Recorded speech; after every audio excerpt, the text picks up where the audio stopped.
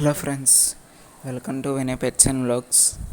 Friends, నేనైతే ఈ వీడియోలో మోలీ ఫిష్ ఎలా పెంచుకోవాలి, ఎంత సింపుల్గా అయితే వీటిని పెంచుకోవచ్చో చెప్తాను.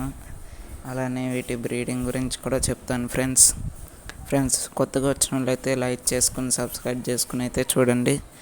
ఫ్రెండ్స్, మోలీ ఫిషెస్ని అయితే ఎవరైనా కానీ ఫస్ట్ పెంచుకునే వాళ్ళైతే చూస్ చేసుకోవచ్చు.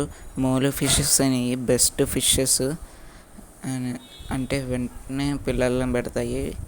అంటే మీరు పేరు తెచ్చుకునేసుకుంటే మేల్ ఫీమేల్ 2 or 3 weeks పట్టినా కానీ అవి ప్రెగ్నెంట్ అయ్యాక పిల్లలు అనేది పెడుతుంది. మంచి ఫుడ్ అనేది ఇస్తే ఎక్కువ బేబీస్ అనేది ప్రొడ్యూస్ చేస్తాయి.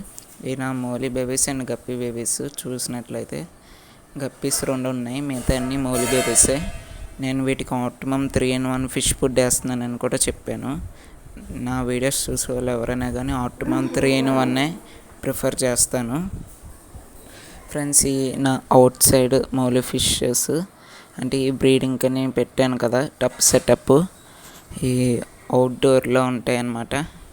అంటే బయట నేచర్కి అలవాటు పడ్డాయి. ఫోక్ స్టైల్ గ్రాస్ అనేది వేసి అయితే వీటిని పెంచుతున్నాను.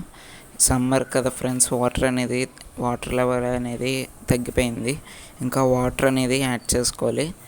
అండ్ మోలీ ఫిషెస్ని మనం ఎక్కడైనా పెంచుకోవచ్చు, చిన్న ట్యాంక్లో అయినా సర్వైవ్ అవుతాయి. అంటే 1 pair మట్టుకి మినిమం ఒక మేల్ మోలీ ఫిష్కి వచ్చేసి 2 females అనేది ఉండాలి. 2 males అయితే 3 or 4 females ఉండాలి. అలా అయితే బ్రీడింగ్ అయితే బాగా అవుతాయి, బేబీస్ అనేది ప్రొడ్యూస్ అవుతాయి.